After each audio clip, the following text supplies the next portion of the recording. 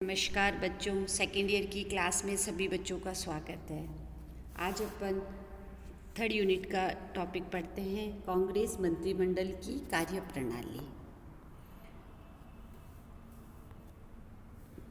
British सरकार ने भारत में प्रशासनिक सुधार हेतु भारतीय शासन अधिनियम 1935 को पारित किया, जिसका भारतीय संवैधानिक विकास में महत्वपूर्ण स्थान है। इस एक्ट में प्रांतीय स्वायत्तता का प्रावधान था।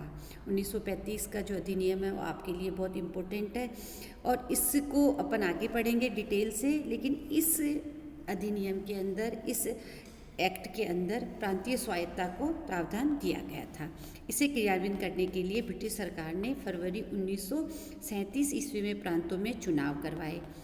हालांकि कांग्रेस अधिनियम 1935 के संपूर्ण प्रावधानों के विरोध में थी, परंतु फिर भी ब्रिटिश सरकार का विरोध करने के लिए कांग्रेस ने विधानमंडलों के चुनावों में भाग लिया। चुनाव परिणाम काफ़ी महत्वपूर्ण रहे। इसमें कांग्रेस को इसमें आशा से भी अधिक जीत हुई। 11 में से 6 प्रांतों में कांग्रेस को स्पष्ट बहुमत प्राप्त हुआ। संयुक्त प्रांत, बिहार, उड़ीसा, बम्बई, मद्रास तथा मध्य प्रांत, इनमें कांग्रेस को बहुमत प्राप्त हुआ। और 3 प्रांतों असम, बंगाल और उत्तर पश्चिमी सीमा प्रांत में कांग्रेस ने सबसे अधिक सीटें प्राप्त की। पंजाब में यूनियनिस्ट पार्टी ने सर्वाधिक स्थान प्राप्त किया। चुनाव में मुस्लिम लीग को अधिक सफलता नहीं मिली। विशेष बात यह थी कि मुस्लिम प्रांतों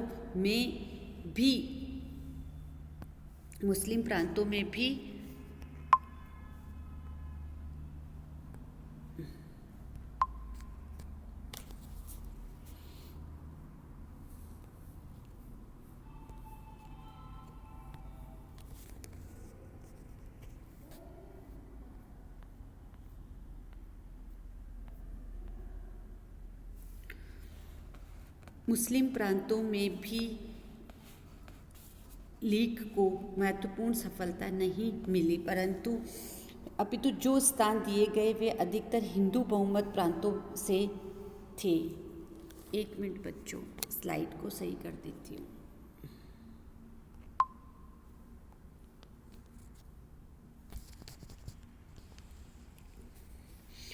कांग्रेस द्वारा शर्तें तय करना व पद ग्रहण करना। जब कांग्रेस कुछ प्रांतों में सरकार बनाने योग्य थी तो प्रश्न उत्पन्न होता है कि कांग्रेस को पद ग्रहण करना चाहिए अथवा नहीं। काफ़ी सोच विचार के बाद अंत में गांधी के कहने पर निर्णय लिया गया कि यदि गवर्नर अपने मुख्यमंत्रियों को यह विश्वास दिला दे कि वे दैनिक प्रशासन में मंत्रियों के कार्यों में किसी प्रकार का कोई हस्तक्षेप नहीं करेंगे, दखल नहीं देंगे और संवैधानिक अध्यक्ष के रूप में कार्य करेंगे तो कांग्रेस पद ग्रहण कर लेगी। प्रारंभ में गवर्नर ने इस प्रकार का कोई आश्वासन देने से इनकार कर दिया और अंतरिम मंत्रिमंडल बना लिया, जबकि यह तरीका असंवैधानिक था। इसलिए सभी प्रगतिशील तत्वों ने इस कार्य की आलोचना की, क्योंकि अंतरिम मंत्रिमंडल के पीछे विधानमंडलों में बहुमत नहीं था, क्योंकि अंतरिम मंत्रिमंडल को बहुमत प्राप्त नहीं था। अंत में विवश होकर भारत के गवर्नर जनरल लॉर्ड लिंथनियो ने 21 जून 1937 को एक भाषण में आश्वासन दिया कि गवर्नर की विशेष जिम्मेदारियां उसको प्रांतीय प्रशासन में अंधाधुंध दखल देने का अधिकार नहीं देती और गवर्नर साधारणतः मंत्रियों के परामर्श के अनुसार उन सब मामलों में काम करेंगे जिन मामलों में मंत्रियों को अधिकार दिए गए हैं।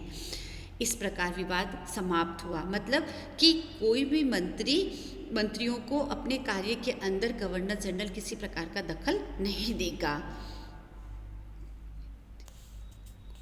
जुलाई 1937 में कांग्रेस ने बहुमत प्राप्त 6 राज्यों में अपने मंत्रिमंडल बना लिए। कांग्रेस मंत्रिमंडल एवं गवर्नर।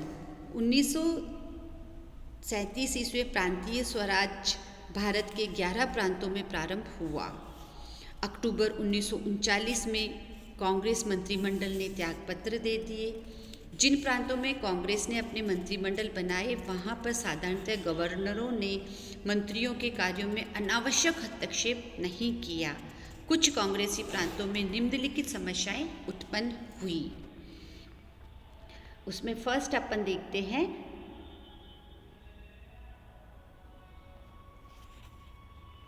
मध्य प्रांत खरे विवाद। मध्य प्रांत के मुख्यमंत्री डॉक्टर N.B. खरे ने मंत्रिमंडल के पुनर्गठन हेतु अपने मंत्रियों से त्यागपत्र मांगा। कांग्रेस के हाईकमान के आदेश के बिना 2 मंत्रियों ने त्यागपत्र नहीं दिया, इसलिए मुख्यमंत्री डॉक्टर खरे ने अपना त्यागपत्र दे दिया। खरे के आदेश का उल्लंघन करने के एवज में गवर्नर ने उन मंत्रियों को हटा दिया व मंत्रिमंडल पुनर्गठन की आज्ञा दे दी। कांग्रेस हाईकमान ने गवर्नर के इस हस्तक्षेप को अच्छा नहीं समझा। कांग्रेस ने डॉक्टर खरे के विरुद्ध कार्रवाई करते हुए उसे मुख्यमंत्री पद से हटा दिया व उसके स्थान पर रविशंकर शुक्ल को मुख्यमंत्री बनाया। सेकंड देखते हैं उड़ीसा में संवैधानिक संकट। 1938 में उड़ीसा गवर्नर के छुट्टी पर जाने पर 1938 में उड़ीसा के गवर्नर के छुट्टी पर जाने पर उनके स्थान पर उड़ीसा सरकार द्वारा मुख्य सचिव को कार्यवाहक गवर्नर नियुक्त किए जाने का मंत्रिमंडल ने विरोध किया। क्यों किया? क्योंकि मंत्रियों के अधीनस्थ अधिकारी को मंत्रियों के ऊपर नियुक्त करना अनुचित था। मतलब जूनियर को आप उनका गवर्नर नियुक्त नहीं कर सकते थे। इसलिए नियुक्ति होने पर मंत्रिमंडल ने गवर्नर जनरल को अपना त्यागपत्र देने की धमकी दी। धमकी का कांग्रेस हाईकमान ने समर्थन किया। ऐसी स्थिति हो गई उत्पन्न और स्थिति को बिगड़ते हुए देखकर स्थायी गवर्नर ने अपनी छुट्टी रद्द कर दी। फलस्वरूप संवैधानिक संकट एक तरह से टल गया।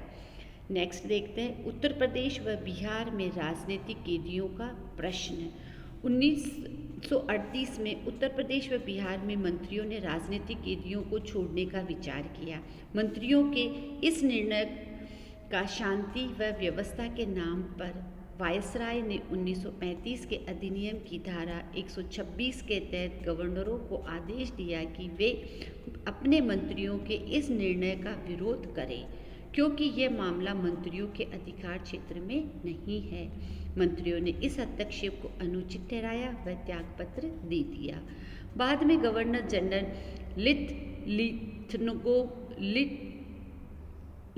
लिथंगो ने कांग्रेस हाईकमान से मिलकर मामले को सुलझा लिया तथा निर्णय लिया कि प्रत्येक राजनीतिक कैदी के केस की पूरी जांच करने के बाद ही उसे छोड़ा जाए। नेक्स्ट था कांग्रेस पर मुसलमानों को तंग करने का आरोप। यूपी प्रांत में कांग्रेस ने मंत्रिमंडल में लीग को शामिल नहीं किया तो लीग ने कांग्रेस पर आरोप लगाते हुए कहा कि मुसलमानों पर अत्याचार हो रहे हैं।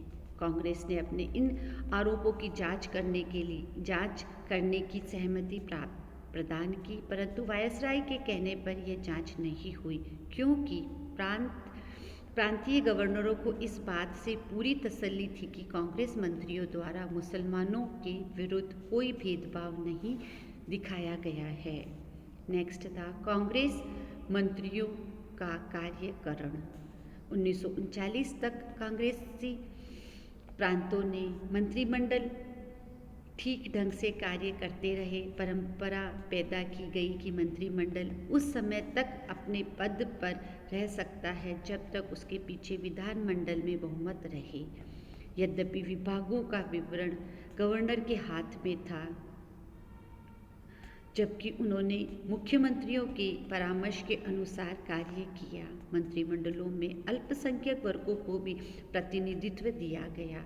केवल उड़ीसा में ऐसा नहीं हो सका, क्योंकि वहाँ पर कांग्रेस का कोई योग्य मुसलमान मंत्रिमंडल में शामिल करने को नहीं मिला।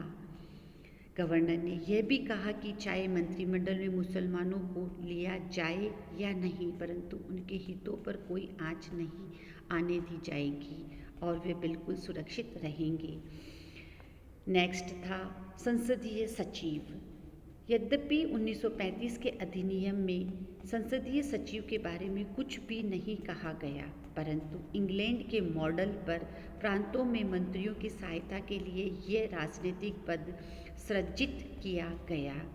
संसदीय सचिव शासक दल से संबंधित होते थे। वह प्रत्येक राजनीतिक दल के उत्थान व पतन के साथ बदलते रहते थे। ये सचिव दैनिक प्रशासनिक कार्यों में मंत्रियों की बहुत सहायता करते थे तथा उनके कार्य का बोझ को काफ़ी हल्का कर देते थे। आगे चलकर सरकारी कार्य का अनुभव इनको इतना ज़्यादा हो जाता था कि ये मंत्री नियुक्त किए जा सकते थे। ये जो तुम्हारे ऑब्जेक्टिव क्वेश्चन भी है कि संसदीय सचिव का क्या कार्य है और ये पद क्यों सृजित किया गया। नेक्स्ट है सार्वजनिक सेवा व मंत्रिमंडल।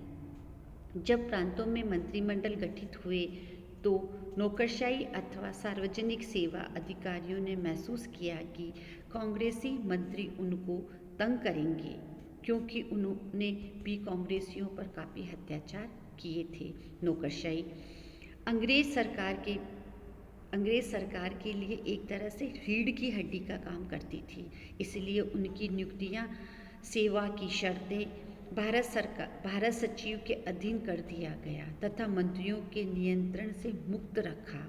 दूसरी ओर मंत्रियों का विचार था कि नौकरशाही उनकी आज्ञा का पालन नहीं करेगी, इसलिए मंत्रिमंडल एवं नौकरशाही दोनों को एक दूसरे से भय था। एक बार क्या हुआ, एक यूपी के चीफ जस्टिस ने एक परिपत्र जारी किया, जबकि यह अनुचित था क्योंकि मुख्यमंत्री से परामर्श नहीं लिया, इसलिए मुख्यमंत्री ने स्पष्टीकरण मांगते हुए परिपत्र को रद्द कर दिया गया। इसके पश्चात नौकरशाही ने अपने अपने मंत्रियों की आज्ञानुसार ही कार्य करना शुरू किया। ये दोनों का विवाद कई टाइम तक चलता रहता था और आपस में सहमति भी बनती रहती थी। लास्ट है मंत्रियों के जनहित कार्य। कांग्रेस मंत्रियों ने जनता के लाभ के लिए अनेक कार्य किए, किसानों को ऋण से मुक्ति दिलाई व उन्हें साहूकारों के पंजे से बचाया, अकाल से बचाने व किसानों को अपनी वस्तुओं को बेचने के लिए अधिक सुविधाएं देने हेतु कानून एवं नियम बनाए, प्रारंभिक शिक्षा के विस्तार, ग्राम सुधार, नशाबंदी की ओर भी विशेष ध्यान दिया गया, राजनीतिक कैदियों को जेल से रिहा किया गया, राष्ट्रीय आंदोलन में भाग लेने के लिए जिनकी संपत्ति जब्त कर ली गई थी वापस कर दी गई। इस प्रकार से कांग्रेस मंत्रियों ने जनहित के लिए काफ़ी कार्य किए। नमस्कार बच्चों, धन्यवाद।